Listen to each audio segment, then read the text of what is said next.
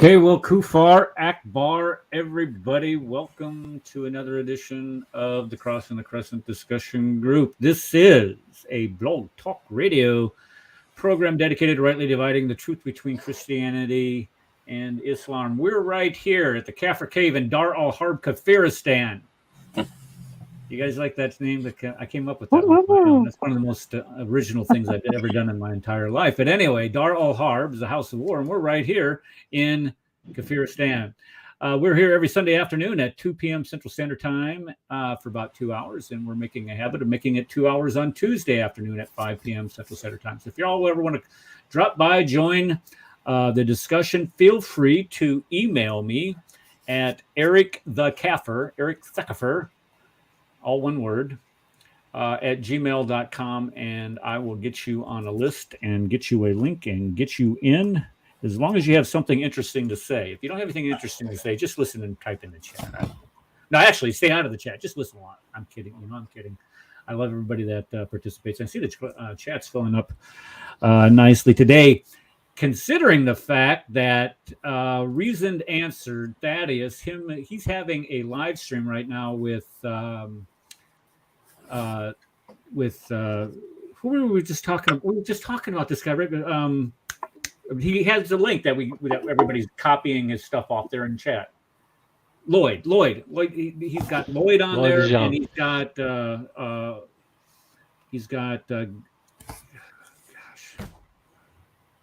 Sharia. No, who's the other guy? Truth. Truth. Reason Answered. No, Truth. Gosh darn it! I wish you guys would use real names for Pete's sake. Truth or something like that. I can't remember the guy. We've had him on Ask Truth. There you go. Ask Truth Apologetics. He's got Ask Truth on there. So they're on there about 2 hours. So I'm assuming that they're going to be more out here in a little bit. But if they're not, that's fine. Looks like they had a good topic going. And then Ed's reminded me that Sam's going to be going live in about an hour and a half. What's he going to talk about again, Ed? Did you say he was going to talk about today? The Apocrypha, the Mount Ebal tablet, and female circumcision, and Isaiah 42 exposes Islam. Wow, that sounds like a bucket full of stuff. Take your pick on which one you want to talk about. It sounds like a good show. Okay, so today, a couple admin things. Paul, next Sunday, I am going to be journeying to Kafiristan North, and I am not going to be at the Central Command up there, so I will not be able to do a show. So Paul, if Paul says that he can do a show, we will have a show on Sunday, Paul. If not, I think I can do it. I just got to put something together. Okay.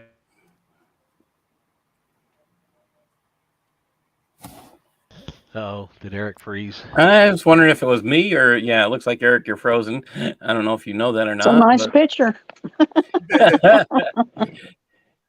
It has to do with, this is a Happy Independence Month, and it's exciting. It's going to be. It's officially MAGA month, and tomorrow's going to be officially known as MAGA Day. I think we're going to have to fight for freedom as we've never seen. I think Ronald Reagan's words that each generation has to fight for their freedom is incredibly accurate. I think you're going to have to jump back in and out, Eric. You're still frozen. I swear that internet in Iowa, man, just kind of sucks, man. Oh, like the joys of the joys of What I've discovered is, it was either my computer. I've had to restart my computer. I haven't put a whole lot, and part of that is because I've been editing video or something, and I edit video and then use Streamyard. I have to restart the computer. So that could I have to. I have to have some fun doing that. I think I've figured out what the problem is too. I found that my sound settings were causing the problem. They were set at 48K. And I think Streamyard is set for 44K. I believe that's what the deal is. Interesting. All I know is I haven't looked into that detail, but all I know is it's frustrating. There, he's back. I hate Streamyard. Golly. It works most of the time, so you can't complain all the time. This is true. This is true. And it happened. My internet connection fine. I don't even anymore. I'm just like, some days you're good and some days you're not. And I apologize for that, people. But saying, okay, Paul's gonna be able to get some for us next. So whatever he has Tuesday. You're starting to freeze again. Just to let you know. I'm freezing again. Yeah, it's blurring the screen. I don't know what it is. Yeah, it's real bad. You're coming in choppy, dude. And now my hope is you. I'm actually putting this something together for on the incredible hypocrisy of Muhammad. So that would probably fit for your show for Sunday. So we'll see. Maybe we'll turn it into. Maybe I'll have time and I'll turn it into a Jeopardy session again. Oh, that would be cool. And I think you're frozen again. Oh joy! I would do a total restart, Eric. That's what I've had to do. That is frustrating. All right, folks. We gotta save this. You're not here. This before. Yeah, you're choppy. I think you're going to have to restart the computer. I'll be back. Okay. Hey, Dominic, how you doing? Yeah, good. Yeah, okay. Yeah. How's everything in the UK? Yeah, it's kind of crazy. I still haven't found out from Hatoon how she is kind of with this, because that was last week, wasn't it? Like all the situation with Hatoon. David Wood had her on and said she said she was locked up for 15 hours for having had something stolen from her, and she was charged with being offensive. It's because there's all the Islamophobia laws out here. That's probably what the thing is. It's absolutely crazy. It's insane because it's like the person that stole the stuff off. They should be arrested. Well, on top of that, on the David Wood video, they had a picture of the guy, not the guy who stole the stuff. Well, they had his picture. I know. But they had the guy afterwards who was holding her stolen Quran, which was definitely holy. The thing is that they've got everything on video evidence. It's like if you go to court, I mean, you're not exactly going to, because I mean, you're not exactly going to say, okay, this and this is wrong. Like everything that she's done is recorded. Yes. So you can't literally deny that. I mean, what are they going to say in court? I mean, it's like it would just get thrown out of court because it would just be wasting police time. Well, do people in the, I know you guys don't have the concept of freedom of speech that we do here in the States. What do they have as far as freedom regarding speech? Is there any freedom of speech left in the UK? There is freedom of speech laws, but the thing is, each policeman is their own. I think is underneath the Crown, so they can actually be breaking their own laws. Like there's certain kind of stuff that they can break. Like I think we have like the Magna Carta and stuff like that. But they have common law, which means they can literally make it up as they go along. Yeah, but there is laws that because there has to be due process, so there has to be stuff that they like we've had. There's another guy that we know called Pastor John Sherwood, and he was kind of preaching in London, and his case got kicked out of court because there wasn't basically enough evidence for it.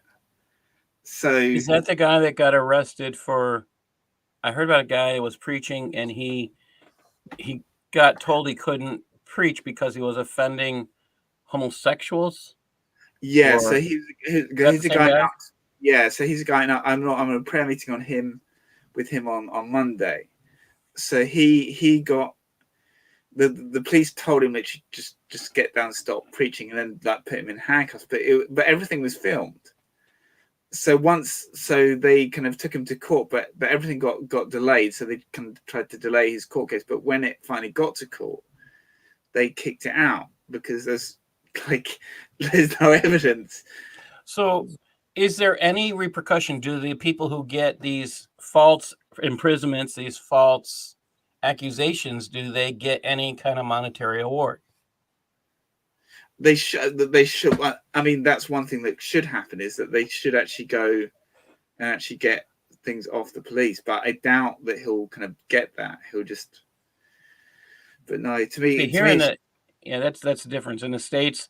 If you had something like that happen here, a lawyer would sue the police for overuse of force. Yeah. And everybody here knows that, right? Anybody in the States? Yeah. Everybody agree? Better believe it. Oh yeah. You can sue their ass. Oh, excuse me.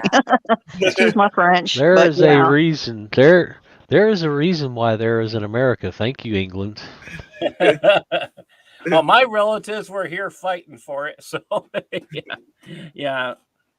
I mean, say my family's been here since the 1620s. Yeah, I'm thankful that they fought. My family fought so we could be free. Too bad, England. Yeah.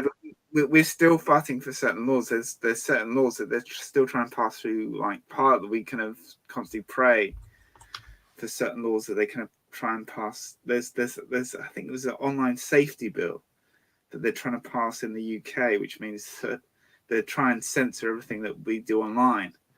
I thought that had already passed over there, or something similar. No, there's stuff that they're trying to pass through Parliament that's still kind of ongoing, that we kind of still had to fight against, kind of in the thing. But the thing is, the worst thing with us was that we had all the EU laws.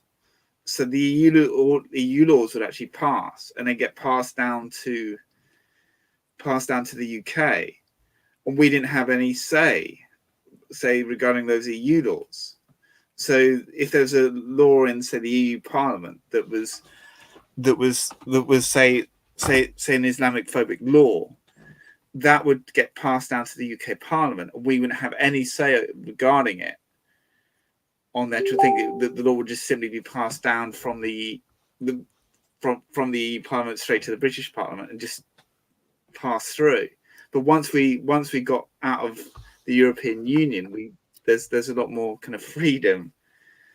Parliament actually means a lot more, rather than just simply. I'm always amazed at the differences in laws, especially when I went to Canada and I was speaking up there. I only started doing that because, I live next to Canada. I'm right on Lake Ontario. I mean, I walk 1 block, I'm at the lake, and that's the beach. And across the lake, that's Canada. And we joke about the England being across the pond. Across the pond for me is Canada. And so, I mean, I think about that. Well, what would happen if Canadians all of a sudden lost their freedom of speech and Islam overruled all of your freedom of speech? Because that's what Motion 103 was supposed to do. And it was supposed to give Muslims special privileges to accuse non-Muslims of violating their freedoms. Of course. Yeah. And that actually, even though M103 never became law, thanks to, this is one of the things I always talk about, laws being so different. Canada has a charter, and then they have, again, a concept of common law, but their charter, they actually need to go rewrite rewrite a constitution. It's what they absolutely need to do, because they still say they're under a king or a queen, and they have offices under of the queen or whatever, and they're not. They have yet, even since they have, quote, been independent, they still refer to the office of the queen or whatever. But the biggest issue there is that they don't have, their freedoms are basically given by the government. and that's why I when I go there to speak, it's the lack of freedom that I talk about. Yeah. Oh, I think things are working well for you now. Yeah. I'm sorry, folks. What a well, Dominic's been sharing about the UK, and we were talking about Hatun. So yeah, I was listening on my phone to the conversation. I don't know what I'm going to do about this. I mean, I've upgraded the computer. I've upgraded the RAM because you always think, well, it's a RAM. You didn't. Rad told me we need some more RAM. It's not you. It's Streamyard. Trust me, because it happens to me too. It's Streamyard. It happens to me. It's the most frustrating thing. I mean, you're sitting here, Okay, I have to shut down completely when that happens, and the only thing that works is to do that. Like I said, go through your sound settings when you get a chance and make sure everything's set to 44K. I actually don't know how to do that. You can go to your sound settings, the control panel, and when you go to sound, just right click on the sound icon there, and it'll open up the little driver box where you can go in and click all your sound devices and make sure they're all set to 44K. Okay, I'll give that a shot. Now I got to open back up my PowerPoint because that closed up on me, so I got to dig. It's okay. It'll be all right. I get it. It's just frustrating is all. You don't want to have to sit there and fight with everything, but you just got to do what you got to do, I guess. Okay, so today I wanted, since tomorrow is Independence Day, and I wore my my shirt here for Independence Day, and it's still not coming up. I don't get it. I don't understand. I mean, what? They got two squirrels inside here running around and not one of them sleeping, or what the heck is going on? I got my McAfee popping up here. I got Pal Talk Pop still booting up over here. McAfee, you want to? No, I don't want to update you. I know. Pal Talk, I don't know how to get it off my computer. It just won't leave me alone. And then I don't even get on Pal Talk. I don't. You just gotta when you go to the amount of start, when you whatever starts initially, that's what I would. You have to go to that part. Is it Windows PC or Mac? Is that PC? Windows. Okay. It's Windows. So, there is ways to actually get rid of. I'll see if there is ways to actually uninstall the startup programs. Yeah, you can take that out of the. Take them out of the list. Is Windows 10? Is it Right click on the taskbar, launch Task Manager, and then in the tabs go to Startup, and then just save all the ones you don't want. I can't write all that down at one time. Why do you do that to me? I can't remember that kind of stuff.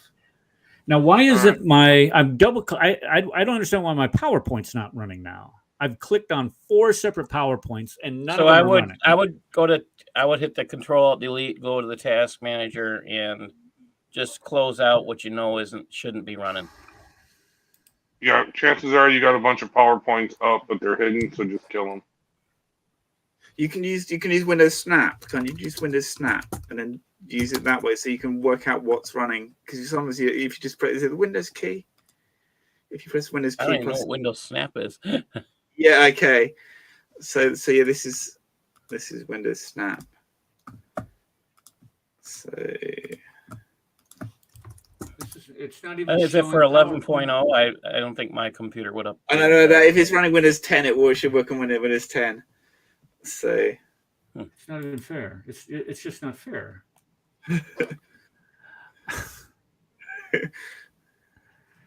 Okay, let me take care of some administrative business. Okay, so we talked about next Sunday, right? Okay, yes. On Tuesday, I was actually going to just do that today. We were going to do how the Sunnah can get you in prison. So we're going to do that this Tuesday. So if you follow the Sunnah of Muhammad, it's probably not a good idea, because if you follow his Sunnah, you probably end up in prison in the 21st century. Just saying. And then, of course, next Sunday we'll be out, and then the following Tuesday, whatever, we're going to do that. I wanted to talk about real briefly about a movie that I watched this week. It was called Outlaw Prophet Warren Jeffs. Have any of you guys seen this yet? Outlaw what? Outlaw Prophet Warren Jeffs. This I is think I've heard something about it. Yeah, this is it's a movie made about that Mormon. He was a Mormon church leader in Utah, and I can't remember what other state he was in, where he had married like 50 women or something like that. Yeah, this was the breakaway Mormon group that was, yeah. His dad, I think it was his dad, had like 100 wives or 50 some odd wives or whatever. I mean, it's just absolutely sickening. And the movie is about how he usurped power after his dad had died and inserted himself as being this prophet to these people and convinced all of these people that he was a true prophet, and how he abused that power by having like marrying off little girls to men. And sounds like Muhammad. Well, that's why I watched it. That's why I watched it, because Islam Critique. You guys know Islam Critique. He has his own YouTube channel. He did a spot. He did a video on this about 6-7 months ago, talking about that and drawing the correlations. Am I freezing, folks? Does it sound like I'm freezing? No. No, you're doing good. Okay. All right. But anyway, he's drawing correlations between Jeffs and how he is this self-proclaimed prophet who offers no accurate prophecy, and all of these revelations that he gets somehow pertain only to satisfy his desires, his lusts. That's right. Yeah. So here you have this correlation between the two. Let's see here. Which one am I getting here? Okay, this one is not it. I'm looking at I'm about ready just to throw in the towel and just Lord. Endure, brother, endure. I know. Oh, the joys of, I understand the frustration. Just so frustrating. And then when you hit Control-Alt-Delete, you get the wheel of death, and it's sitting, good Lord Almighty, give me the patience before I take the screen. And I figured out what my problem with my mouse was. My mouse, it's not even up now. Are you kidding me? Are you kidding me? My mouse wasn't. Oh, here we are. My mouse was not compatible, it wasn't getting a signal or whatever. So I just went and I got a cord, one with a cord on it, and this one just works perfectly. It's a little cumbersome, but that's okay. I went and got a six foot extension for mine and put my mouse on it, and no problems after that. No, so just remember, these are not the mice that you trap or the ones that you see getting caught on Mousetrap Tuesday. Okay, I found it. Hallelujah. Okay, so let's bring this up and share my screen here.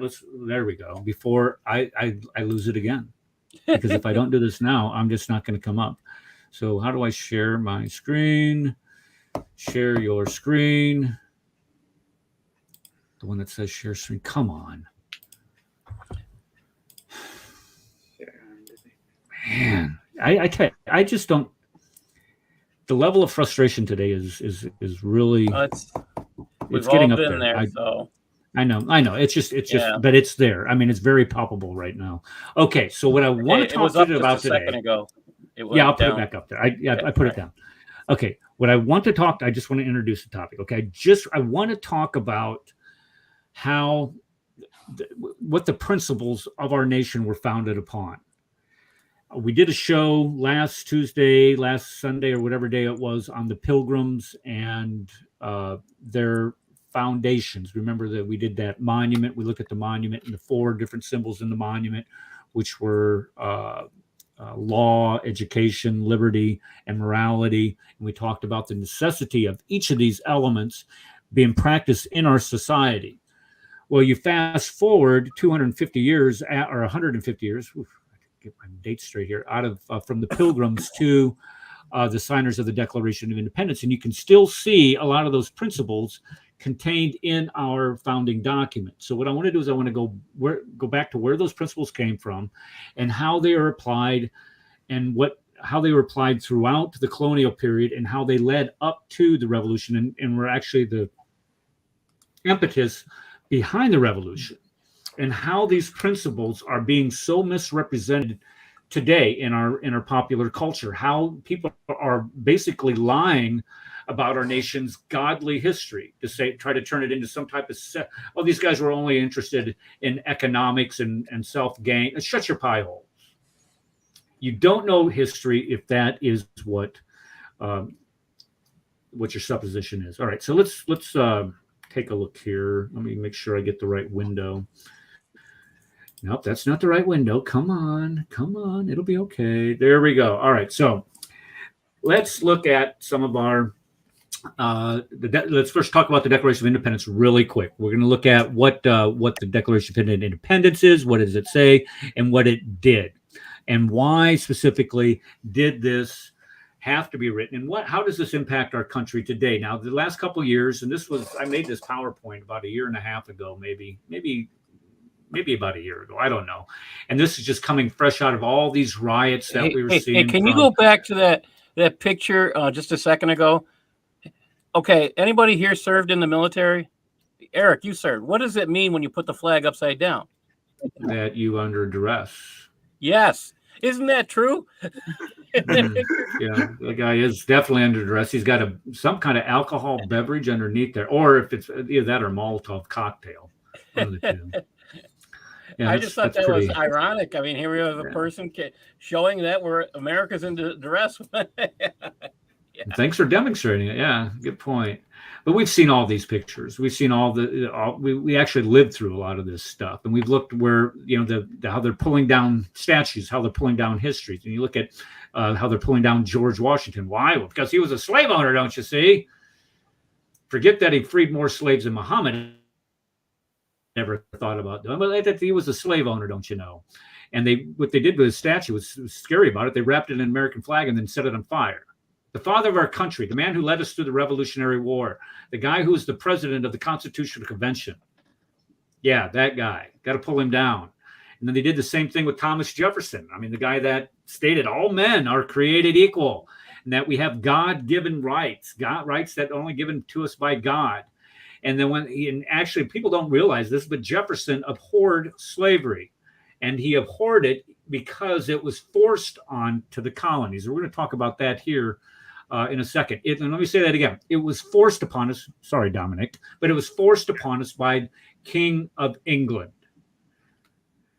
And then, of course, we all know Christopher Columbus. Wasn't King George crazy at the time? If I remember rightly, he was quite mad. About what? No, there was a tyrant. Yeah, there was literally King George. If I remember, it was King George. Was it King George? King George. No, it's King George III. Yeah. Yeah, he was kind of quite mad or crazy. You think? Golly, he was. I know. He was kind of crazy. That explains a lot, right there. He's a psychopath. Yeah, maybe a glutton for punishment. But this guy right here, this is what really ticks me off. This is Christopher Columbus. They're dumping it, and he actually didn't prove that people actually knew the world was round. That's kind of misleading statement. He demonstrated that the world was much larger than, or was actually, he thought it was much smaller than what it actually was. So he demonstrated that it was much larger than what it actually was. And his discoveries, quote unquote, are what led to the colonization of North, Central, and South America. And he's vilified because of the encounters that he had with Native Americans. Now, here's what's really so startling about this. Christopher Columbus, folks, listen to this. Christopher Columbus never set foot on North or South America. I don't know if you guys don't realize that. He never set a foot on the continents. Now, he's credited with finding the New World, but he never set foot on it, but yet he's the one that's vilified. And then you got Jefferson Davis Monument. And I don't, have any loss of love for Jefferson Davis. He was the leader of the Confederacy. And, I don't see why we would have a monument to him anyway. But what I do disagree with is you have no right to go out there and desecrate that monument. Just because you don't like something doesn't mean you have the right to desecrate it. Because I was It makes you a common criminal. I was trying to think that those that kind of destroy history are destined to repeat it. I was trying to find out where that quote comes from. I have it coming up.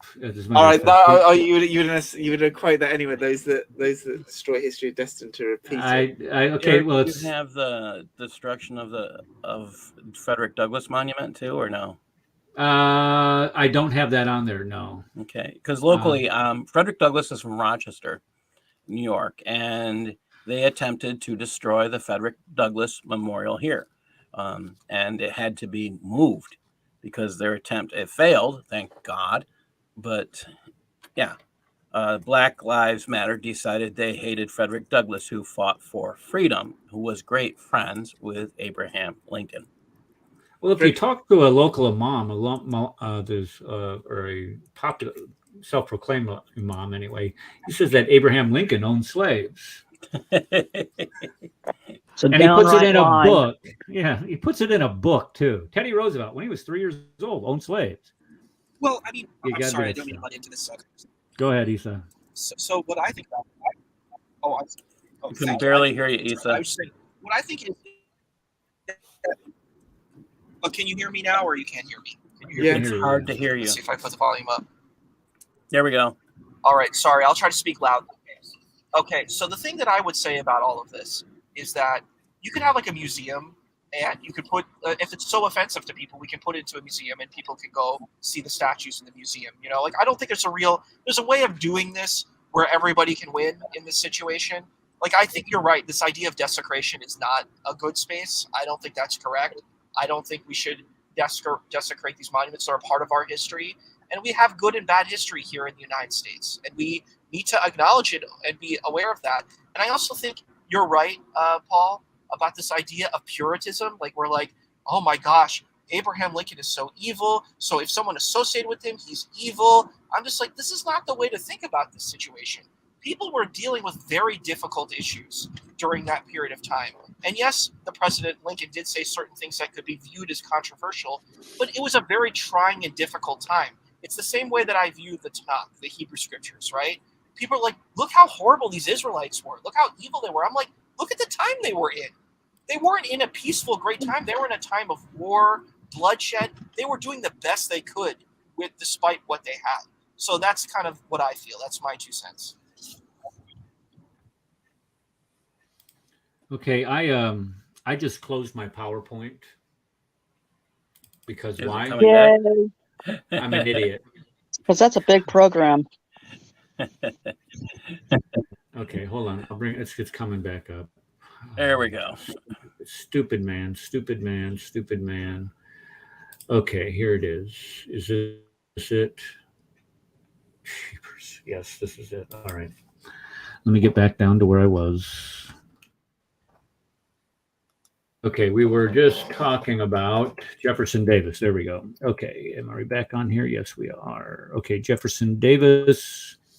Yeah, and I agree. You know, just because you disagree with somebody, like I disagree with what Jefferson Davis did, what he stood for, the entire idea of the Confederacy, I find repugnant, repulsive. But I'm not one for wanting to tear down monuments to generals. Have you guys seen they're renaming Army installations now because they're named after Confederate commanders?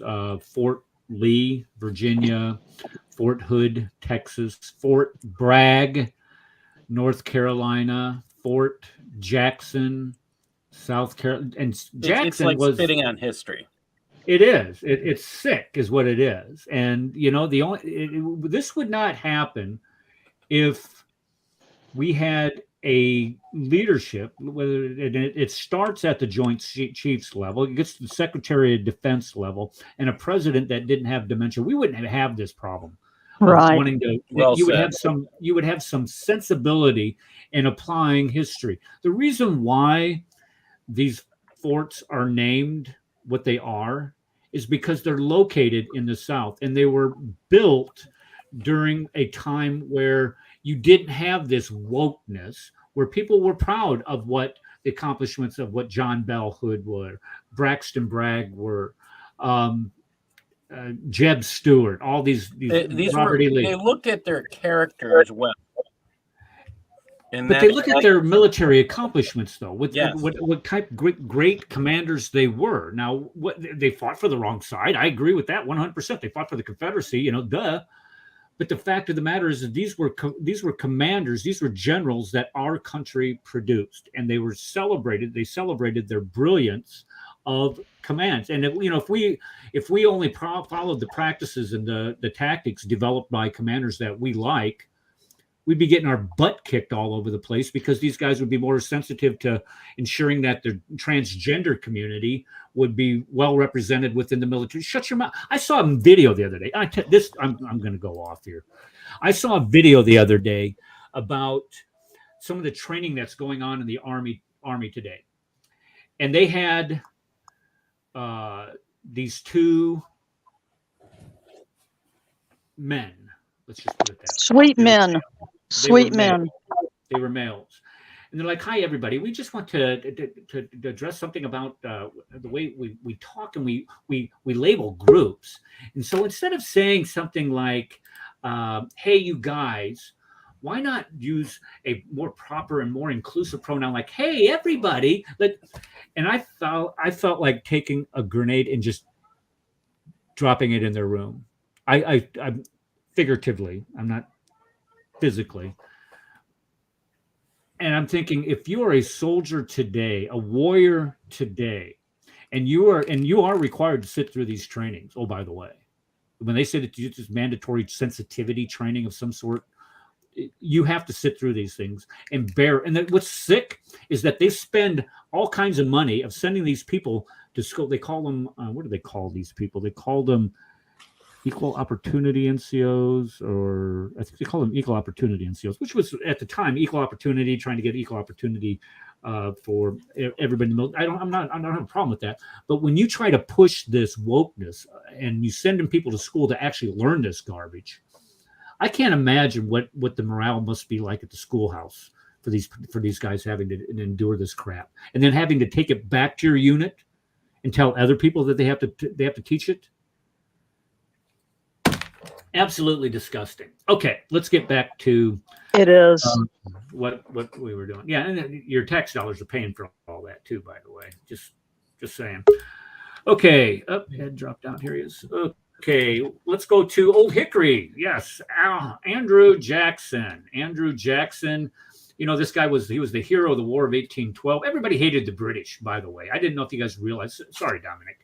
But the British were impressing our sailors on the high seas, meaning that they were stealing our ships, stealing our sailors, and then forcing our sailors to serve in their navy. They were coming ashore and grabbing up the men and impressing them into the navy. Yeah, exactly. And they were encouraging the Indians out on the Native Americans to attack settlers out on the plains.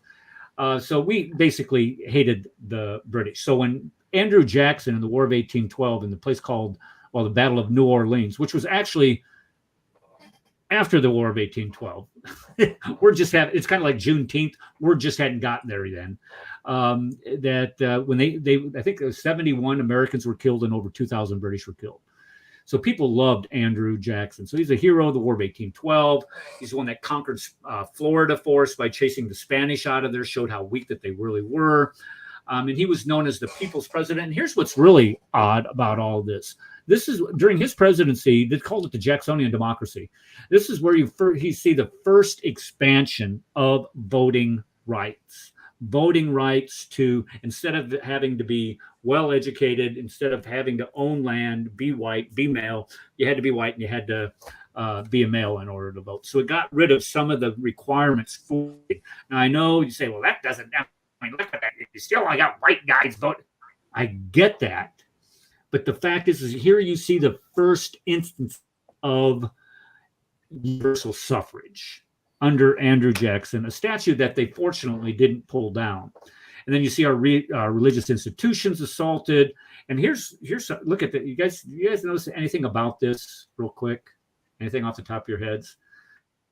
I'm gonna have it. Watch this. Watch this. You guys are Nazi gonna laugh. symbols in Biden 2020. Yeah. Yeah, let me do that Right. again. Yeah, Nazis. Yeah. One of the same. Oh my God. All right, that's enough of that. Okay, so we have to learn our heritage. Now we can go to the Bible and go to Job 8 verses 8 through 10 and listen to what it says. This is Job. This is a book this is the oldest book of the Bible. Oh, by the way, it says, "Ask the former generation and find out what their ancestors learned. For we were born only yesterday and know nothing." So kind of put things into perspective. Job. Now this is thousands of years ago, centuries ago, is writing this, and he's even acknowledging we were just born like yesterday. Ask your ancestors, and our days on earth are but a shadow. Will they not instruct you and tell you? Will they not bring forth words from their understanding? No. What they want to do is they want to tear down our heritage. Look at Joshua. When the Israelites are crossing over the river Jordan back into the land of Canaan, the land that was given to Abraham, and they're having to reconquer it. And God stops up the Jordan. And look what he does here. He says, when your children ask you, what do these stones mean? He's telling you, build an altar, one stone from each tribe that's represented here. And so the children will ask, these stones are a memorial to the people of Israel forever. So when we start pulling down memorials, what we're doing is actually pulling down history, the type of history that we do not like. Now let me ask you, are those stones still there over the Jordan? Not that we are aware of. Okay, so what happened to them? They got pulled down. Okay, they got pulled down. So here we go. We're all doing the same thing. Well, not us, but I mean, it's kind of like following. Let me just rephrase it. Let me restate that. We do not know where they are. If they're there, we don't know where they are. Nobody really knows, as far as I know. Now, if you guys might want to Google that and fact check me on that, but as far as I know, we do not know where they recrossed back into Israel exactly was. It was somewhere around Jericho. We do know that, but along the Jordan, we really do not know if those stones are still there today or not. Okay, let's jump back in. Let's see. Eric Smith was talking. What did you say here, Matthew? Seems he does not know what he's talking. Oh, who's this? Kenny? Gee whiz. Yeah, he doesn't. You're actually right. Okay, let's jump back over here. So if we look at Matthew 5, let's see, there we go. This is Christ. But I tell you, love your enemies and pray for those who persecute you. This is the guide to the truth. It is not hatred, folks. It is loving your enemies is the answer to this. And here it is, Dominic. Yes. Those who fail to learn the mistakes of history are doomed to repeat Churchill. it. Now this is okay. Before I get myself into trouble, okay, because I tell you, I get emails and messages all the time, and that's not true. And then you got Aladdin commenting on this, and you got so and so. Anyway, it's attributed to Winston Churchill. We don't know for sure if Winston Churchill said it. Some people actually say that C.S. Lewis said it, but nobody knows for sure. But it's attributed to Winston Churchill. And that's about as far as I'm gonna go with that. And if you guys can prove me wrong and say it's attributed to somebody else, that's fine. Also, it doesn't matter. It's a good saying. That's the point, right? If you don't learn from the lessons of history, you are doomed to repeat those same mistakes. And boy, are we doing it today. That's a fact too. It's been proven. Yeah, exactly. Yeah. So when we look down the history, a lot of people don't understand because they start talking about, and let me just pull this as a side because I was thinking about this earlier today about what to say about this. When we start looking at the colonial period and when the Europeans came to North, Central, South America and started colonizing, they did not necessarily colonize a peaceful people, like a lot of people like to attribute the Native Americans to, living in balance, being one with nature, and all this. That it was hardly anything even close to that. there was always competition for food. There was competition for land. They were always warring with one another. They were always trying to rule. I mean, if you look at the Aztecs, the surrounding nations around the Aztecs, they hated the Aztecs. Why? Because the Aztecs ruled over them. They were tyrannical, is what they were. And they would bring their people in. They'd cut their hearts out on an altar, for crying out loud. That doesn't sound like a very peace-loving or Gentile to me. And slavery. You know, every single Indian tribe that we are aware of practiced a form of slavery.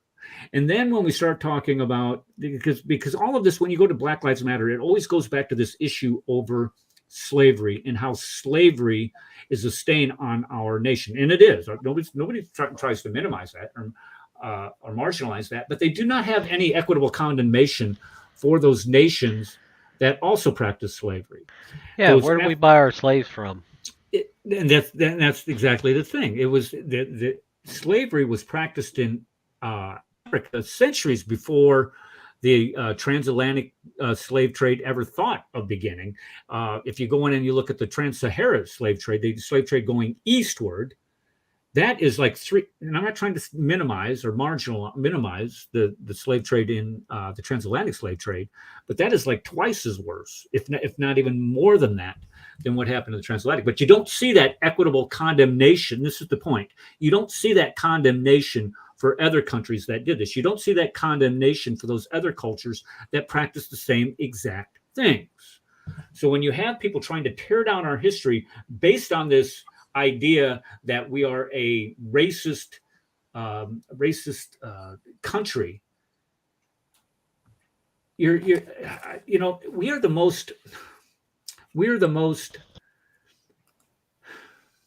versatile, most multicultural, multi-ethnic, giving, loving country on the planet.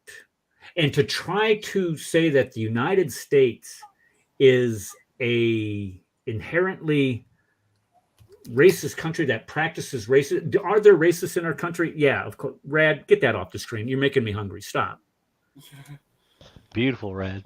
I know. He's making me hungry. Anyway. Right in the middle of my point. Thank you. But the point that I'm making here is that when these people, these people from these organizations tear down our monuments, what they're doing is they're saying it's the stain of America for practicing slavery, for practicing racism. Was there a time of slavery and racism in a country? Yes. Yes, most assuredly, yes. But does it still exist on anything even close to those levels today? Absolutely not. And to say that and to do these things is absolutely unconscionable. All right, let me go back over to this. I'm sorry, I got off on a little rant there. Okay, when we look at the colonial period, when these colonies were established, every single charter, every single permission slip, that's what a charter is, permission slip to establish a colony, stated that the purpose of that colony was to propagate the gospel of Jesus Christ. Every single one. Did I say every single one? Yes, I meant, and when I said every single one, I meant every single one was established to evangelize everybody that was created in the image of God, to include those Native Americans that lived here in the Americas. And they were doing this based off of the Great Commission that we find in Matthew 28:19. And I've talked extensively last week about the Pilgrims, and I'm not going to sit here and bore you again with the same history. But when you look at what the Pilgrims did and the hardships that they endured and only just to get here, it's just absolutely astounding. And you look at the Mayflower Compact, this first instance of self-rule, self-government, and it begins with, "In the name of God, Amen." And the reason why that they did this is the reason why they came to the Americas is to do what? The advancement of the Christian faith. And you try to say that, oh, we have really secular founding, secular forefathers. No, you're wrong. You're lying. You don't know your history is what your problem is. So when we look at these godly principles that they founded these colonies upon, to include the Puritans, education, hard work, family, all of these things are actually the opposite of what this organization, Black Lives Matters, advocates. So why would you support an organization that calls parts of our educational system inherently racist? Why would you support an organization that diminishes the necessity of the nuclear family? That I don't understand how you could do that. They're doing Sharia. First, you have to call them names, and then if that doesn't get it, then they call out all-out war. So they're doing Sharia. Well, whatever they're doing, it's absolutely wrong. When you look at the colonies that were built on a tradition of tolerance, like Pennsylvania, that's William Penn and the Quakers, they were the most tolerant people on the planet and treated Native Americans as human beings. As a matter of fact, if you look at Rhode Island, Connecticut, those two colonies were founded by dissenters. Thomas Hooker and Roger Williams both disagreed with the Puritans who are in Massachusetts about mistreating Native Americans. So all of these laws and passed by these state assemblies, these self-ruling colonial state assemblies, trying to abolish slavery within their own colonies, were vetoed by the king. Look at that. The King of England vetoed laws passed by state assemblies to extend human rights. Colony assemblies, not state. Not I'm state sorry. assemblies. The colonial assemblies. Yeah, I have that. I need to fix that. The colonial assemblies. They were vetoed by the king. You want to abolish slavery? No, I'm making too much money off it. You're not abolishing slavery in that colony. I rule that colony. You are my subjects, and you are going to practice slavery whether you want to or not. So when we get to the Declaration of Independence, what do these colonies do? Now, if you look in 1752, you had a society developed called the Society to Propagate the Gospel amongst the Indians. The king vetoed this society. He was not going to fund it. Why? Because he didn't feel that we should have a society dedicated to evangelizing, even though the charters for these colonies said that we should evangelize these Indians. He said, no, make me money. So we go to war with the French. The French, if you guys don't realize this, the French had really great relations with the Indians. They traded amongst them. They didn't colonize like the English did by sending massive amounts of people over here to colonize. They essentially engaged with them and lived amongst them and married among them. So when we have the French and Indian War, it was over for control of the Ohio River Valley, that region where you had this huge amount of fur trading going along. After the war, we take all of the land from the French, or the English, take all of the land from the French, and all of the land from the Atlantic Ocean to the Mississippi River now belongs to England.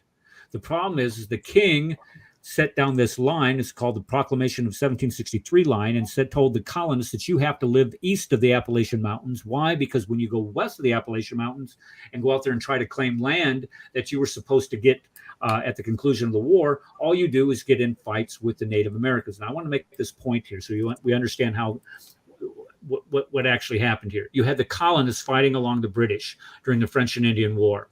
They were told, if you shed your blood, spend your wealth, and spend all of your energy defeating the British the French at the conclusion of this war, that land on the other side of the Appalachian Mountains will settle. Because at that time, it belonged to the French, and they couldn't settle it. But now, if they win the war, they can go settle it. Well, the war ends. The colonists immediately try settling west of the Appalachians, and they kept getting into fights with the Indians, and the British would have to send their soldiers out there to provide safety for them. And the king's like, look, your job is to make me money that I spent fighting the French and Indian War. So you need to stay on the east side of the Appalachian Mountains and not try to colonize that area, because every time you do, it costs me money. And your job as a colonist is to make me, the king, money. How selfish. It is. It's absolutely selfish. And this is where greed comes into play here. Now, this is a great analogy. Let's say you are a 15-year-old kid in high school, and your parents say, look, if you work your tail off this year and get straight A's, at the end of the school year, if you get straight A's, I'll buy you a car for your 16th birthday. Would that be nice? That's fair. Yeah, that's fair. Okay, that's fair. I'll buy you a car. Well, so let's say the end of the year comes around, you got straight A's, and you say, okay, where are my keys? And your parents say, well, we spent a lot of money this year. We don't have the money to buy your car. We're sorry. Liar. Are you ever going to trust your parents again? Are you going to feel nothing but bitter, visceral anger towards your parents after this? Yes, you are. Yeah, you would be dismayed. I would not bluntly say that I would not trust my parents anymore. I would be dismayed, and leery, but to say that I would not trust my parents anymore, for me, no. It would not come down to that. But yes, I would be real leery of their promises. Sure. Okay. And, that's probably okay. Maybe I went a little bit too far with that, but watch this though.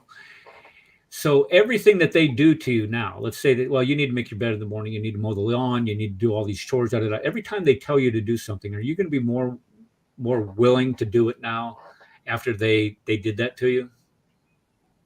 No. So everything that happens after this, for an example, everything that happens after this, when we talk about the Stamp Act, the Quartering Act, the Sugar Act, the Tea Act, the Townshend Acts, all of these acts meant to recoup money for England to pay for the French and Indian War. The colonists rebelled. And the reason why is because they were like that 15-year-old expecting to get that car. And now after they worked their tails off, fought their cans off in the war, they're told now that they can't have it. So all of this comes to a head and they finally say, we've had enough of this and we're out of here. And so when you get to the Boston Tea Party naturally is outright rebellion. The Boston Tea Party results in the closing of the Boston Harbor. Their private governments, their local assemblies are disbanded. They're put under military rule, and they're not allowed to meet in public anymore. So all of these things come crashing down on the colonists, and the colonists say, "Oh, you're not going to let us meet in public anymore."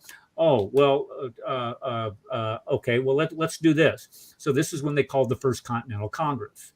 So this was rebellion. So they called the Continental Congress. Oh, you're going to tell us that we can't have our militias anymore? Guess what? Now we're going to start training our militias, and we're going to pay to do it. So all of these things, every time the king upped the ante, the colonists upped the ante, and it blows up. Amen. It blows up in Concord and Lexington and Bunker Hill. And after Bunker Hill, or actually after Lexington, anyway, they tried to quell this with the king, and the king says, no, we're going to have war. Okay. So the colonists are then therefore forced to draft a Declaration of Independence declaring that they're going to separate the king. So you can look how this all progressed. You have colonies that are founded upon the principle of propagating the gospel of Jesus Christ. And then when they try to propagate the gospel of Jesus Christ, when they try to live in harmony with those around them, the king doesn't allow them, because the king only wants to make money off of all their natural resources that they're sending to England, trying to make money off of the cash crops that are being grown by the slaves. And he doesn't care. So he vetoes every attempt to abolish slavery. He vetoes the attempt to propagate the gospel, all of these things that they're founded upon. So the people have had enough. They say, we're going to form our own country. So they decide to draft this Declaration of Independence. So let's take a look at the Declaration itself. Shall we? Yes. Yes, we shall. Yeah. Okay. So the Declaration of Independence. Sorry, Dominic. And the Declaration of Independence. All men are created equal. All men are created equal. I can't remember. Created by who? Okay, by so God. Thank you. that's typo, Amen. George III. Isn't the exact word? So not by our creator. It's like by our creator. Well, we're going to get to that, but let's just talk about the creation of it itself. It was created by a committee of 5 people, and a lot of people don't realize that Thomas Jefferson did the majority of the writing for the Declaration, but you also had Benjamin Franklin and John Adams involved in it, and then you had 2 ministers. Yes, I said ministers of the faith, Roger Sherman and Robert Livingston. As a matter of fact, the majority of the stuff that we find in the Constitution itself come from Roger Sherman, and not James Madison, as a lot of people think. James Madison is given credit for being called the father of the Constitution, but It was actually Roger Sherman who's the majority of the ideas that we find in it, but I'm getting ahead of myself. Okay, the signers of the Declaration. Listen to this. 29 of the 56 signers were involved in a ministry of one form or another.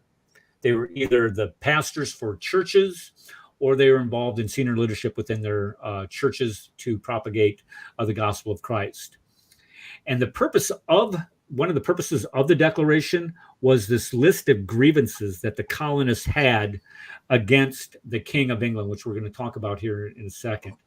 And these people were saying, one of their first gripes of the king is, and you would find this in Thomas Paine's writing, is saying, look, we're not English. We're not sons of the king anymore. We're not children of England anymore. We're children of England, yes, but we're also children of Germany, of France, of Spain, of Holland, and all these other European countries. So you can't say that we're English anymore. So we're not uniquely an English people. And here, look at the Declaration says. Now, this is Thomas Jefferson and his very flowery language, and it's just it almost reads like a song. It's actually really good. In the Declaration, he says here, we're going to dissolve the political bands which have connected us with another, meaning that we're going to all these bands that we had politically that joined us before, we're going to do away with those. And he right here, he quotes John Locke, and he's quoting natural law. Natural law entitles men to certain rights. This is John Locke stuff. And here's where he goes on to say that we hold these truths to be self-evident, that all men are created equal, that they are endowed by their God, by their creator, with certain rights that cannot be taken away, unalienable rights. And these are life, liberty, and the pursuit of happiness. So he's saying that the rights that we get are granted to us not by a government, not by a king, but by God himself, the one who created us. Yes. This is in the Declaration of Independence, folks. Jefferson, who's supposed to be this deist, is clearly stating that our rights come from God. He gets this from the philosophy, of course, of John Locke and natural law. And then look what he says here. Governments are instituted among men, deriving their powers from the people that govern them. The governments don't give us the power. We give the government. It's like turning everything on its head. And then if that government does not protect our rights, becomes too destructive to these ends, it is the right of the people to alter or abolish that government. Which is happening now. Which is happening now. They're taking our rights away from us. They're not protecting our rights. You're right. Right. So they're not protecting our rights, at least that we can tell. And that was, you guys were talking about some guy that got arrested in Seattle for simply reading the Bible near a parade, a gay pride parade. Did I hear you guys right when I was trying to reboot? Was that I believe that was England we were talking about. Guy was reading, he was preaching. Yeah, it was in Uxbridge, so he was. But it has happened. There has been stuff that's happened like that in England. So, yeah. Well, it's happening here. A guy got arrested in Seattle yesterday. They were having a gay pride parade, and you guys, if I told you guys about this last week, don't even go near any one of these things. The most. Anyway, he's reading the Bible out loud, and the people around him got ticked off. So they called the police on this guy, and the police came and arrested him for reading the Bible aloud. That's Seattle. They're probably smoking dope during the time too, knowing them. All right, let's get back to this. Sorry. Maybe they weren't smoking dope. The BLM headquarter place where they had their where they first took over a city. And they willingly gave it to them. Okay, so here you have John Locke, his influence there. We have natural rights given to us by God in the Declaration of Independence, oh, by the way. And look what these grievances. He goes on to list 27 grievances, complaints against the king. The first 12 were tyrannical acts by the king. One of these acts, think about this, folks. Here you have a king. He hires mercenaries, the Hessians, these German soldiers, to fight against the colonists. If you ever look at the Battle of Trenton in New Jersey and Washington, that famous portrait of him crossing the Delaware in the middle of the night on Christmas night. That was they went to fight mercenaries. Is who they went to fight. People the king hired to come kill his own people. Yeah, that king, that crazy king, Dominic. Yeah. Number 13 to 22 describe the abuses that the king has made to self-rule. And one of these, number 17, was no taxation without representation. He's passing taxes on us without giving us any representation in parliament. And then 23 to 27, military abuses. Yeah, number 17 was no taxation without representation. So it wasn't the Declaration of Independence was not necessarily about economic issues only. There were economic issues, of course, in it, but the majority of the issues were abuses of power of the king against the colonists themselves. Now, there's one of the grievances. Now, I want you to pay attention. This is very important to understand the issue of slavery in the colonies at this time. Thomas Jefferson, in the first draft of the Declaration, had this in there. And I'm going to read it.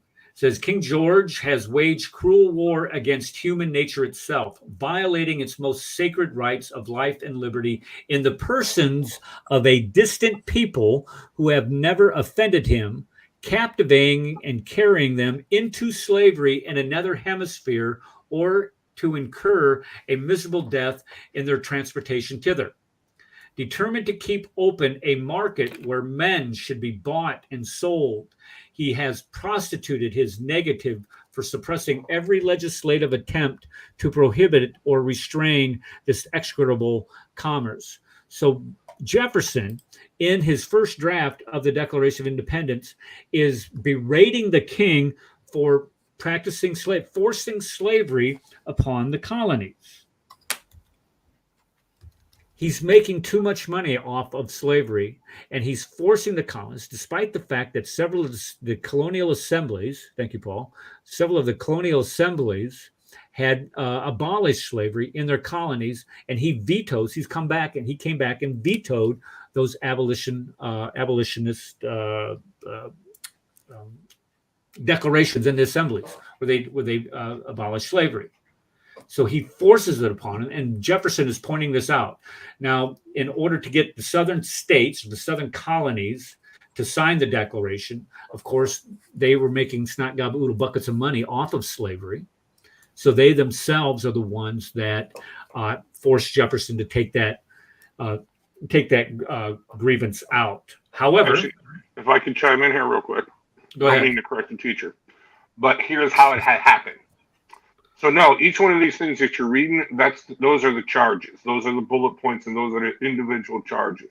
They had an agreement with the representatives of all 13 colonies that they had to agree unanimously on it. That's why it's the unanimous declaration of the 13 United States of America.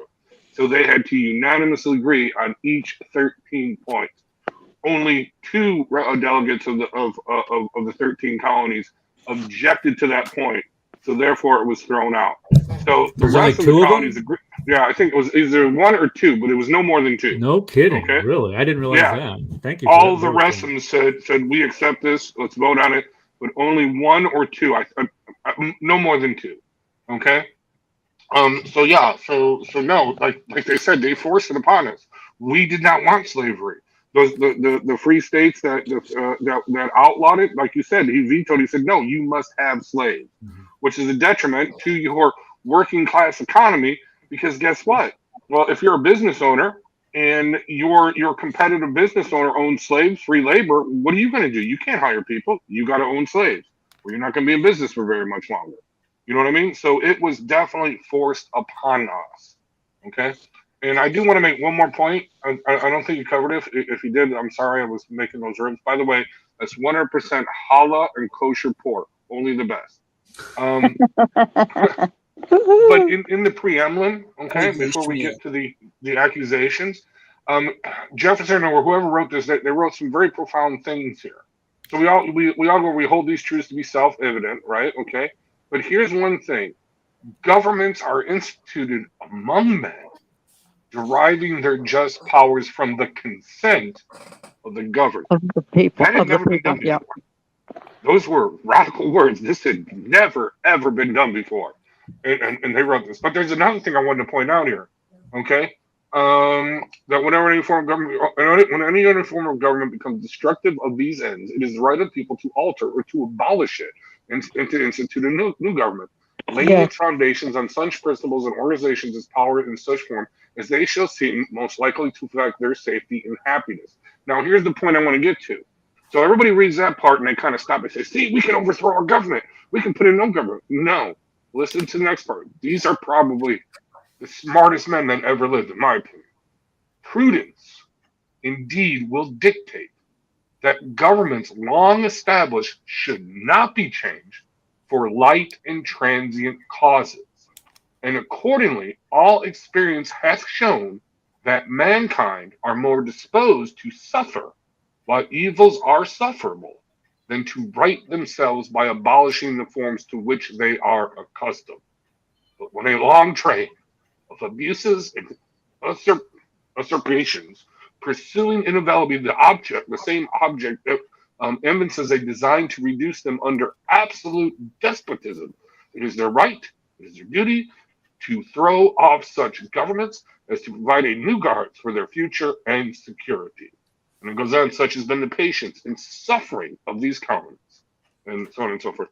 But anyway, I just want to point that out. We don't do these things for light and transient causes. It is only when it becomes the tyranny is so great that there is nothing, the injustice is so great that there is no other alternative than to do this thing. And that's just what I wanted to point out. Well, aren't we getting to that point? I mean, now there's a ban on the diesel fuel. Something's going on there that Ron was telling me that, man, it's going to stop a lot of the trucks from even delivering food. I don't know. I don't know about Yes. Yes, I do, because my husband told me. Well, I don't know the particulars geez. of it, but when you have a Secretary of Transportation that is more interested, well, I'm not going to get into it. That's more interested in what? Go ahead and just at least finish that. Going home and hugging his hubby. Let's just put it that way. Okay. It tells you where his mind is. And Rad, you're absolutely correct when you say that, because when you look at when they go to write the Bill of Rights into the Constitution, and I'm getting ahead of myself here, because the Declaration of Independence, 1776, the Constitution, you guys don't know this, the Constitution was not written until 1788. This is 12 years after the Declaration of Independence. And we had been a country by the time that they wrote the Constitution for 7 years. But I'm getting to that. But when we look at the Bill of Rights and the inclusion of the Second Amendment was not to protect ourselves from somebody breaking into our home. The Second Amendment was to protect ourselves from a government that would become too tyrannical. Right. And would be stepping on these rights, that would be violating these, just as Jefferson penned there in the preamble, not the preamble, but in the Declaration itself.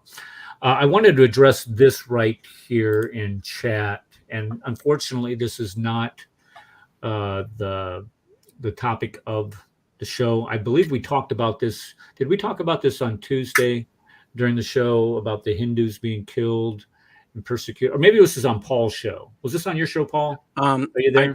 I'm starting to talk about that, but I've mentioned it on my show. They have. I'm planning to cover that as well. It's quite a statement. They have not only killed. They're all offended about what one prime minister, what parliamentary member of parliament, I think, has said in India. The issue is that she really didn't say anything offensive. She's just making a factual statement. Yes. And that's what they're offended that Muhammad is offensive. That's the humor of this. Well, they were goading her okay, and speaking harsh against her and her beliefs. So then she turned it around on them and said, well, what about Muhammad? You know, that's so like, that was fair and balanced here. It was a fair and balanced discussion. Now they want to kill her or put her in prison. right. Yeah, Asha Bibi Mach. That just so that rings so true of what happened with that case with her a couple years ago. Okay, let's jump back over to this. We're not running out of time. We still have plenty of time, but I want to get through this before the end of the show. Okay, so just as soon as the Declaration of Independence is signed, slavery is abolished. Look at this; it's abolished in 7 of the 13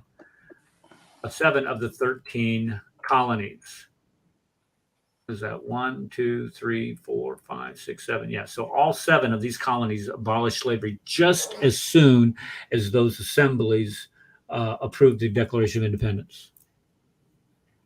Is there a king there to veto that the abolition of slavery in those colonies? And the quick answer is absolutely not. So therefore, Right. they were able to finally get rid of slavery.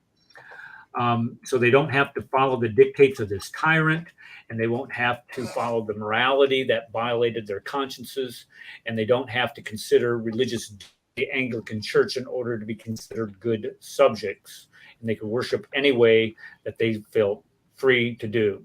And then during the war, they established a document called the Articles of Confederation. The Articles of Confederation, if you do not know, was the Constitution before the Constitution. When we talk about the Constitutional Convention in 1788, the Revolutionary War ostensibly ending in 1781, you had a period there where they operated under these articles. Now, these articles set up a government. Now, listen to this. One branch of government, and it was the country was ruled by what they call the Confederation Congress. One state had one delegate. So the most populous state at the time of Virginia had as much power as the state of Delaware that had 6 people and a goat. It was not fair to the larger states. And as time went by, they realized that these articles were not an effective way to govern. The problem is the colonists did not want to have a president. They did not want to have an executive because they saw the abuses of what a chief executive could do in the king, and they didn't want to have anything to do with the king anymore. So it wasn't until an event, I know it's boring, Shays Rebellion, look it up. You see Shays Rebellion, this illuminates the need for a stronger central government. So they called the Constitutional Convention, and this is where they went in and wrote the Constitution in 1788. It's approved, and then Washington. I got a question. Sorry, the Constitutional Convention was 1787. I'm sorry, I misspoke. 1788 when Washington was elected. What? Was that the Whiskey Rebellion? No, the Whiskey Rebellion was during Washington's presidency. The Shays Rebellion was during the Articles of Confederation, and they just didn't have enough money to raise a militia to put down this rebellion. And the rebellion was basically throwing farmers into jail for not repaying their debts that they incurred helping the colonists fight the Revolutionary War. So I mean, it was just a very trying time for our country. So they decided to write the Constitution, which gave the central government more power, but very limited power.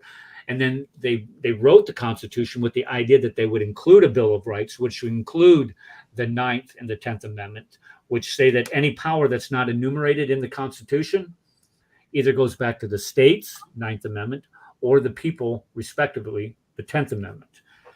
So when you look at the Constitution itself, what we have today is and I'm going to use this word, bastardization of what the original intent of the Constitution was. When you can get a civil right, to kill an unborn child, you know without a shadow of a doubt that they've taken that document and turned it on its head. Yeah, they've perverted it. they did a lot more than perverted it. But when you get it, and then you got people saying, "Oh, this is the first time they've taken away civil rights of people." No, not so much. You think about Dred Scott versus Sanford. People who make these statements. Dred Scott versus Sanford said that the federal government has no right interfering with private property ownership. Our civil rights to own property. You can't do anything about it. They took away that civil right now, didn't they? It took a constitutional amendment to do it, but there you go. Okay, let's get back to the Declaration. Okay, so the Article of Federation leads to the Constitution, leads to expansion. Expansion leads to the spread of slavery. Slavery leads to Civil War, and the Civil War leads to the acknowledgement of founding principles. Founding principles realized in the Civil Rights Act. Civil Rights Act leads to universal ethnic pluralism in our country today. So we can all thank Thomas Jefferson in the Declaration of Independence following these steps. Now, I did want to point out a couple things here about what the Constitution did with slavery. A lot of people don't realize that the Constitution banned the slave trade. It banned the importation of slaves. It specifically says in the Constitution that 20 years from the ratification of this document, the importation of slaves from Africa will be banned. So it banned the slave trade. The reason why slavery grew so rapidly in our country was this perfect storm, economic perfect storm. Now follow the bouncing ball here. Number one, you have the Industrial Revolution, where they're starting to mass manufacture products under one roof using machines, able to create enormous amount of goods using machines that just the individual cannot do. So the Industrial Revolution is number one. Number two, you have this huge demand for cotton to make fabric that is being created as part of the Industrial Revolution. And then number three, actually there's four things here. Three is the abundance of land to grow the cotton in the South. And then in order to grow the cotton in the South in that amount of quantities, in order to satisfy the Industrial Revolution, you need slaves. Slaves were able to process much more cotton because of the invention of the cotton gin. So thank you, Eli Whitney, for perpetuating slavery for an additional 65 years in our country with your little invention called the cotton gin. But that's basically what caused the expansion of slavery. It wasn't that the founding fathers didn't want to see the end of slavery. They did. They obviously did. The economic gains off of slavery, by the time that the revolution rolled around, at the time that they wrote the Constitution, were pretty much at its end. It wasn't until the invention of the cotton gin and the Industrial Revolution where the explosion for the need for slaves grew exponentially, and where they, instead of importing them, they encouraged the slaves, their personal slaves, to have lots and lots of children, who in turn would be enslaved. So when we look at our Constitution, the Constitution is indeed a document that was predicated on Christian principles, not principles based on the perpetuation of slavery, but the acknowledgement of our civil liberties and our civil rights as human beings. The founding fathers, I think Rad mentioned it, were absolute geniuses when they put this thing together. There is a series that I would recommend that you all can listen to. I think he's on YouTube. The guy's name is David Barton. Have you guys ever heard of this guy, David Barton? Oh, yes. We've got a couple of his books. Okay. Ron really listens to him, yeah. Okay. He's really good. He owns, how do they put this? He owns the largest collection of ancient documents, historical documents, the largest private, let me rephrase it, the largest private collection of ancient documents, manuscripts, and books in our country. He has, it's just amazing some of the things he has in his own personal possession. How he got these things, I don't know. Maybe he knocked off a store or something. I don't. Maybe a museum or something. I don't know. But he has. I just want to chime in here for a second. I didn't hear the person that you named. Are you talking about the guy? Oh, he used to be on CNN or yeah, he used to be on CNN. He got booted off. N- He's on the Blaze no, now. Okay, yeah. David What's it? Barton. David Barton. David Barton. Yeah. Well, another one. The dude's a Mormon though. But he owns a lot of the stuff. He owns one of the original Declaration of Independence, the original draft, the one. That's how I first heard about what you quoted with the thing about slavery. I learned it watching him on Blaze TV. He actually owns it. One of them, there's 7 of them, but he owns all kinds of stuff like that too. But I did want to bring out something. One of the ironies of Eli Whitney and the cotton gin you didn't mention was that Eli Whitney, I believe, was an abolitionist, and he invented the cotton gin because he figured it would end slavery. Right. To help the slaves to make their lives less miserable than what they were. Because slaves up to that point, an average slave could produce about 1 pound of cotton a day.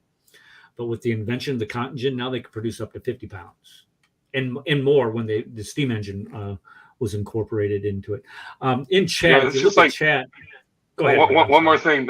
Another irony, just the history, is the inventor of the guillotine, Dr. Guillotine. He actually invented the guillotine to end the head chopping. And it turns out it just kind of expanded it because he was against the death penalty. He wanted a more humane way. And he invented the guillotine. And he actually went to the guillotine because he was so opposed to it. Yeah, he went to his own device. I just find that ironic. The guy that developed it, or Eli Whitney? No, the guillotine. He was a doctor. Well, Dr. Eli Whitney was also a doctor. It's kind of funny, but I believe he was a doctor. But no, Yes, Dr. was Guillotine. executed on the guillotine. Yeah, Dr. Guillotine was anti-death penalty, and he was so abhorred by the head chopping and just the bloodiness and the mass execution that he invented this device, okay, to make it merciful, okay, or more merciful. This is the French Revolution. Yeah, this is during the French Revolution. So what do? Well, they cut his head off too. Yeah. Exactly, because he was opposed to the death penalty.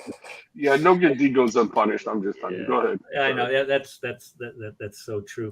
Okay, I just posted David Barton's website in the chat. It's called wallbuilders.com. But in doing this, you'll never guess what I just ran into. Hold on, let me get this off of my screen here. Okay. Let's go back because I just Googled him, and here we go. Oh my gosh, this is priceless. If there was ever a priceless to quantify priceless, here we go. I didn't click out of this. Okay, here we are. Here we are. The Southern Poverty Law Center. You know the Southern Poverty Law Center that calls this channel a bunch of Islamophobes and puts us on a list of hate preachers. Here you have the Southern Poverty Law Center. What do they do here? Self-taught historian, just the book Jefferson Lies. Money does not. Okay, so background. What do they do to this guy? Do they put him on a list of sort? Barton has promoted anti-immigrant cause. Oh, yeah. Okay. So Barton still retains some influence, but only in the most extreme and uneducated segments of the Christian right. Jeez. Now we only see you. Let me read that again. Hold on. The uneducated segments of the Christian right. What was that? I missed that. What was that? Barton still retains some influence, but only in the most extreme, uneducated segments of the Christian right. Okay, so when I know, so when you say of the liberal movement who I know, have so no idea who David Barton is or what he talks about. Right. Here you guys have a guy that can sit there and give you quote after quote after quote after quote of what the founding fathers say. And they say, well, those people in the Christian right like him because he uneducated. The uneducated. It says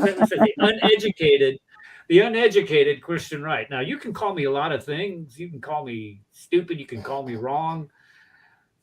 But you can't call me uneducated. I mean, come on. And I think the most. Wait, aren't educated people you a freshman PhD student? yeah, right. Yeah, right. A freshman Yeah, like the PhD imam. student, it would be somebody that is uneducated. But no, come on. But this is what I've you get met from him. PhD candidates. I have met people who have PhDs.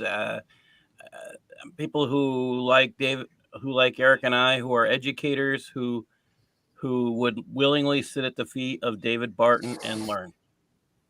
Yeah, absolutely. I mean, the guy is. Of course.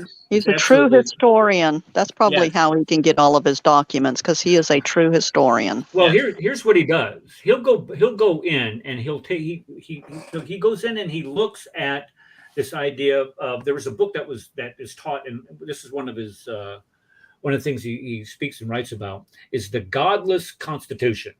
The Godless Constitution, written by two PhDs, and it's a book that is used in many of the colleges and universities today. And these guys that wrote this book, it's just like this book right here. Hold on, sorry about that, pal. It's Oh, yeah, like the this pig book. Right, it's like Pig this book. book right here. It has Yeah, no The swine of another kind. It has no footnotes in it. Well, we don't need to put footnotes in there. Why? Well, because everybody just understands this knowledge to be truthful. And he goes in and he literally shows the book this textbook that's being used in our universities today, the Godless Constitution, as an example of how this idea of how people have tried to remove God from every facet of our society. And in doing so, they don't use any footnotes, where he can go in and he can give you quote after quote after quote after quote after quote after quote after quote of all of the men who attended the Constitution, or not the Constitution, well, the Constitution Convention itself, but also who signed the Declaration of Independence, drafted the Declaration of Independence, and give you quote after quote of how these guys were all Bible-believing, had Bible-believing Christians, believed in the triune God. They weren't just deists like they claim. Now, what they'll do is they'll go in and they'll pick on, let's say, Benjamin Franklin. Now, even Benjamin Franklin, being as, I don't want to say amoral a man as he was actually a really brilliant man. Let's not minimize that. One of his biography diaries, and it's astounding. Yeah, he has all kinds of allusions to God, faith, and morality. And this is the type of guy that they try to use as some type of example of how godless our founding fathers were. Forget all of the other ones that attended the Constitutional Convention. Forget the fact that the majority of them were involved in ministry in one form or another. Forget the fact that many of them had PhDs in theology itself. And he goes through that and eviscerates this idea that it was a godless constitution, that our founders were deists or had some other type of faith system or atheists themselves. And this is why you have the Southern Poverty Law Center shilling against David Barton. This is sick. I gotta read this. I mean, this is actually, some of Barton's claims are mind-boggling to any reasonable, well-educated. Let me put this up here so let's just read through this. I'll make it bigger so you can all see it. Not too big. Sorry about that. Some of Barton's claims are mind-boggling to any reasonable, well-educated person. For example, in his version of history, the founding fathers already had an entire debate on creation and evolution. I don't know about that. And chose creationism. Reality checks. Charles Darwin didn't publish his theory of evolution until 1859. But they forget about Erasmus Darwin, and they don't mention that.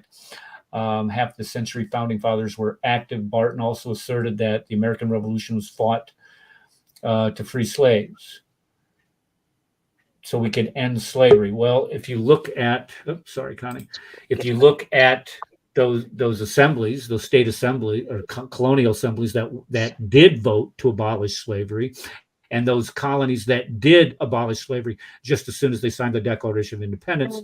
Yeah, but of course, they don't bring that up here. That's why we said we want to separate, we can end slavery. Actually, that's ridiculous. Many of the founding fathers were slaveholders.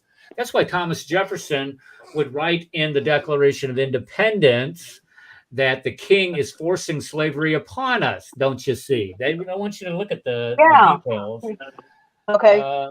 You've got an article? Okay, send it to me in thingy, and I'll send it in regular text. Okay, I think Connie was talking to her husband there for a second. He joined the battle to boulderize the Texas social studies. What is that, boulder? What is that word? Boulderize. What does that mean? Boulderize. Schools supporting. He's trying to tear down the Texas social studies curriculum. Okay. Why? Because we're trying to say that Cesar Chavez was some saintly guy. He was a commie, is what he was. He was a but commie. That's all right. Yeah. Yeah. In fact, it's something they tried to teach in New York State schools, and those of us who caught it, who were, we exposed it.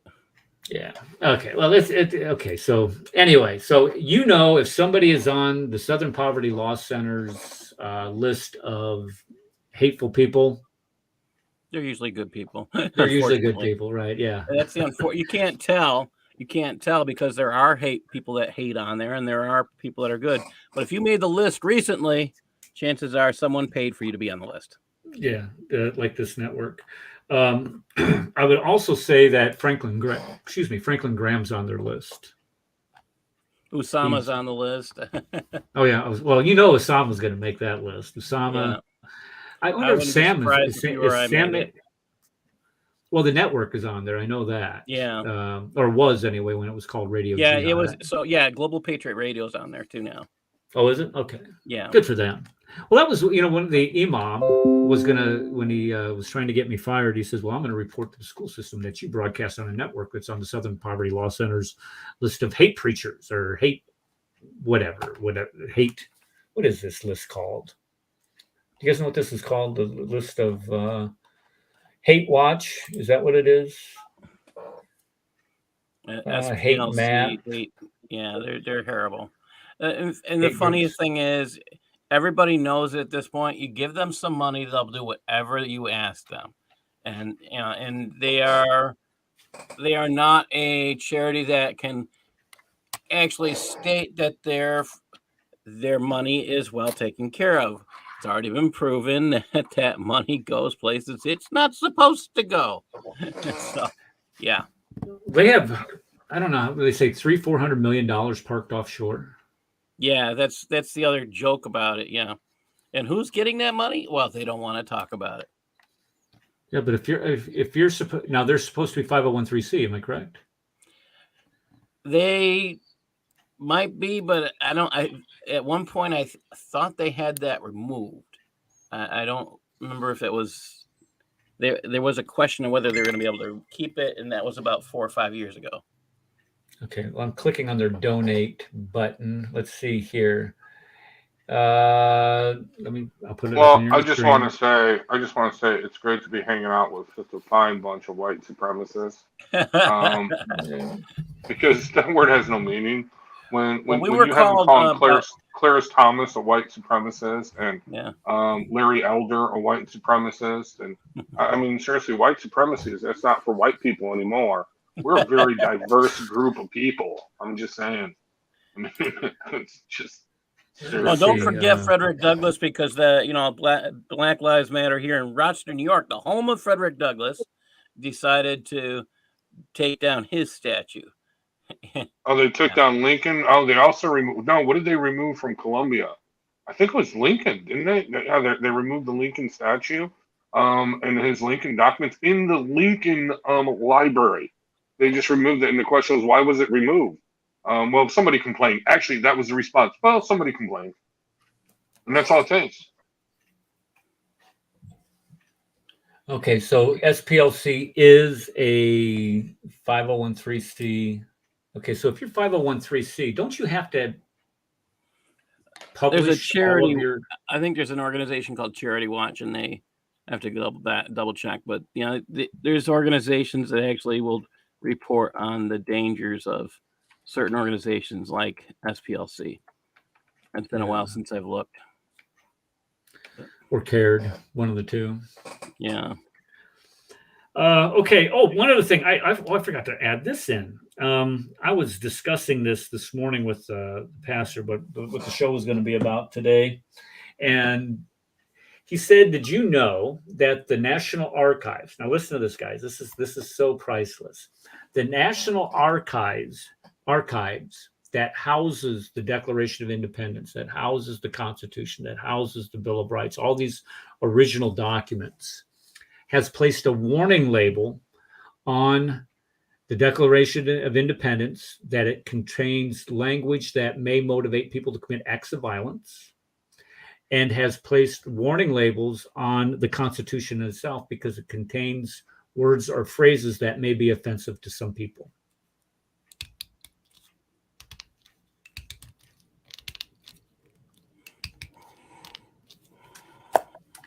You're all silent on that. Okay. I'm going to bring the article up. I could not believe this. National Archives.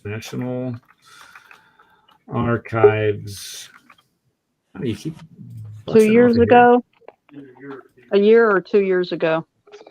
Warning labels. What's that, Connie? I didn't hear what you said. Warning labels. Is that Yeah, Ron says that was done a year or 2 years ago. is Was that it really? Yeah. is that because they don't want people reading it? Is that why they? Let's see. Let's see. National Is it Archives, because they warning don't want people to read it? labels, declaration. Yeah, exactly. Actually, Declaration. well, actually, here's the funny thing. So NPR, okay, I don't know if they're going to do it this year, but every 4th of July, NPR radio would read the Declaration of Independence. And I remember listening to it last year at during the Black Lives Matter thing. Maybe it was then or afterwards. He gets to this part. He has excited domestic insurrections amongst us and has endeavored to bring on the inhabitants of our frontiers the merciless Indian savages. Uh-oh. And then he just choked right there. It was like he just kind of stopped. It was like the dude had never read it before. And now all of a sudden during the Black Lives Matter riots and all this stuff, the wokeness, all of a sudden he's like, oh, we can't call these cannibals savages anymore. Yeah. Right. Okay. Anyway. Yeah, but I could see that where that would come from, and how they would use words that are absolutely not permissible in the common discourse of conversations today. So I could see that, but to put those on a founding document. National Archives recently adopted a policy to place harmful language on alerts on historical documents they have digitized, warning readers to potentially triggering language. And so this is dated last September. Wow. Now, just to be clear. Yeah, I remember that warning going on. Just to be clear, I just want to say that neither the Declaration of Independence, written in 1776, nor the Panel of the Cross and the Crescent considers modern-day Indians to be savages or Native Americans to be savages. However, during this day and age, yeah, they were savages. I'm just saying. Well, they called the who just popped out? Was that Connie again? She's got to get her internet fixed. Darcy's not here today because she said her internet was stunk. But they called the 5 tribes of the Southeast the noble tribes, the noble savage tribes, noble savages. And they were cannibals. It was some of them, not the Southeast. That was mainly up around Lake Michigan and stuff. But down here is the Choctaw, Chickasaw, Cherokee, Creek, and Seminole tribes. They called them the noble savage tribes. That was just a common term that they used at the time. So if you are offended by that, then perhaps maybe you ought to check your offense at the historical door. The same thing with Mark Twain, banning books written by Mark Twain. Why? Because he uses the N-word in these books. But it was a term, even though today it's repugnant and repulsive word to use, at the time, it was used in the common vernacular. This is a common phrase that people used at the time to refer to African Americans. So if somebody was to say African American, let's say in 1880, they would look like, they would look at you like you had a horn growing out of your forehead.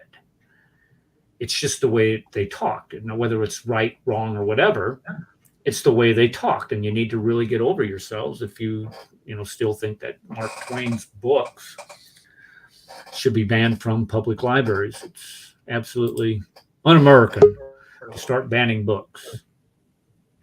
Okay, we have about 10 minutes left. Does any of you have anything that you would add to the fire to this? Is anybody going to fireworks tomorrow night? Anybody? They're right here on the lake, so I don't have to go any place. Ron's helping us, or Rad's helping us. Well, he gave tips to Ron of because we're gonna smoke a brisket all day, starting at like 4 a.m. in the morning for the family. Tomorrow. Party at Connie's place. There we go, everybody. There we go. Yeah, everybody. Come on, the house is clean now. We clean the house for the relatives. Is all weeded too. We appreciate that. Anybody else have anything? Because we can go ahead and cut it short if you guys want to. I will be going down to the USS Midway tomorrow. Oh, hey, Danny. Hey, everybody. God bless. We need to bring Tony on and teach him more about the gospel. Hey, Danny, tell Avery that I'm still wanting him to get on the show, but I know you guys are busy on. Are you down at Balboa Park today? No, we're not. I'm not sure. Well, I know he's not down there either. I have stuff I got to get prepared for tomorrow, and I know he was on Clubhouse just before I joined this, so I know that he's not. I don't think he's planning on going down to the park. If so, he would have already been on his way. Okay. Maybe like a Tuesday even. Do you know if he works on Tuesday nights? Well, that would actually Tuesday nights. Our time would be 3:00 your time. Do you know if he has to work at that time or not? No, he's off on Tuesdays, but he actually streams on Tuesdays as well. So we'd have to get him on a Sunday. Okay. All right. We'll catch him on a day that he's not down at Balboa. Does it ever get cold there where you guys don't go because of the weather, or is this like it's sun is shining every day of the year there type stuff? No, I wish it was shining every day of the year, but it does get cold out there. The cold weather wouldn't stop us from going. The rain would, at least me. Yeah, I can understand that. Yeah. Oh, okay. Now listen, Dominic's objecting because he's in England.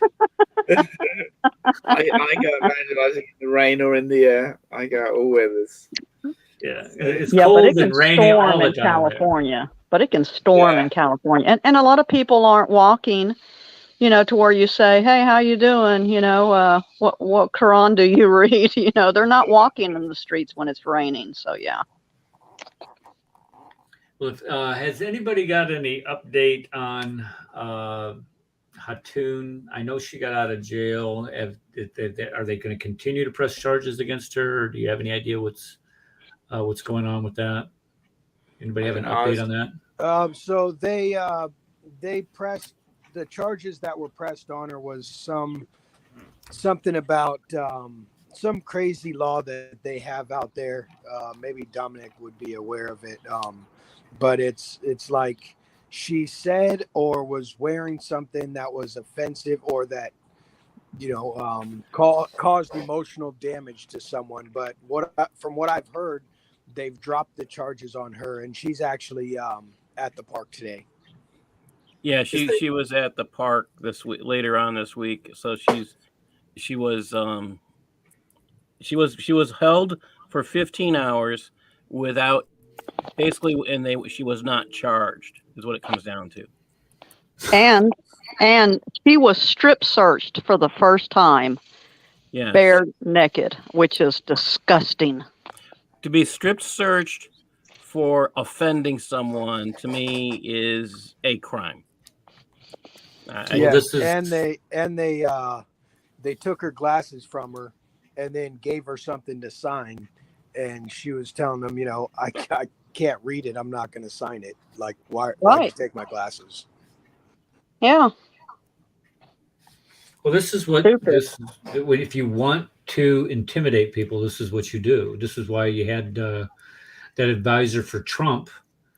They arrested him at the airport and put him in cuffs and leg chains and hauled him off. Made a public arrest of this guy just to show a point, to make a point. This is Gestapo tactics. This is exactly what they do. And the way that they handled her. Now, I've been in law enforcement before. You do not use that type of leverage. If somebody's cuffed, and she was cuffed, you do not use that type of leverage on somebody unless they are resisting the direction in which you are walking her. She was not resisting. They were pushing her along. And the reason why she had to lean forward is because they were lifting her arms up behind her, Right. causing unnecessary pain. I don't know what the heck you guys are doing over there in England, but for crying out loud, it sounds to me like you need a couple good trial lawyers to come in there and sue the pants off of them bobbies down there at Speaker's Corner. Yeah, I wrote her, but then she said in the live thing, because everybody was saying, why don't you sue them? And she just smiled and says, well, it's not that easy over here. But isn't there any Christian lawyers over there that would take her case and slam dunk this and bring it to trial? We have Christian Concern. Christian Concern should be able to take them to court. So yeah, there's a whole lot of Christian lawyers that should be able to take this thing to court, because they probably heard about it. Yeah, it's sad because I get what Hatun is doing. Hatun is letting them prove to the world what Islam is all about. Islam is murder. That's what they try to do, is kill her, slap her. So, but I don't think she'll ever go to court, because her thing is she's just wanting to prove what Islam is all about. Kind of like letting them talk as much as they want on this show. Yes. To make a point.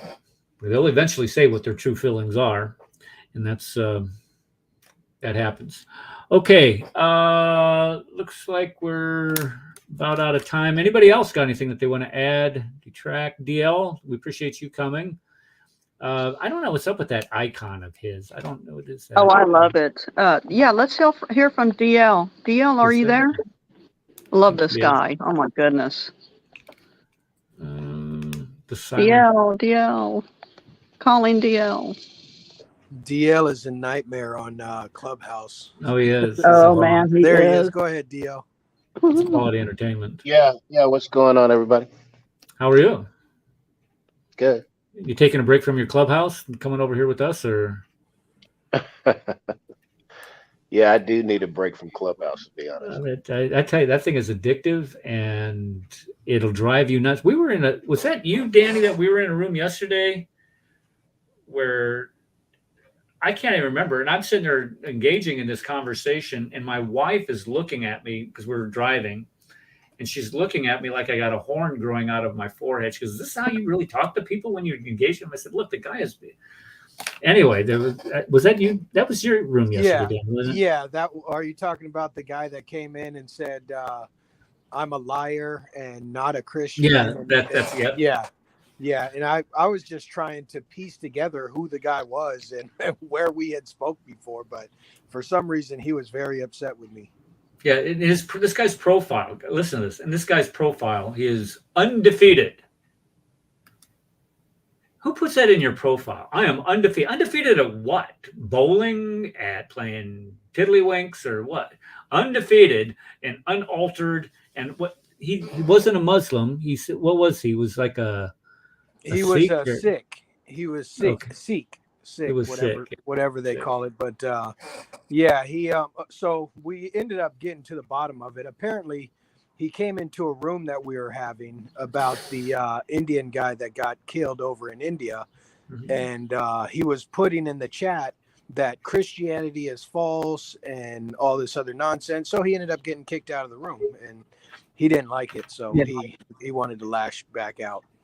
Well, that's what I gleaned from most of his. He was just feigning some type of offense, trying to play the victim card, saying, "You guys didn't do this. If you really, what did he say? I'm going to clip some of these, and I'm going to make my own room, and then I'm going to expose you." He had one follower. Who is going to listen to this guy to begin with? I mean, it's just absolutely. It's kind of like. Well, I don't want to say what it's like because I don't want my Facebook account to get attacked again like it has in the past. Ain't that right, Rad?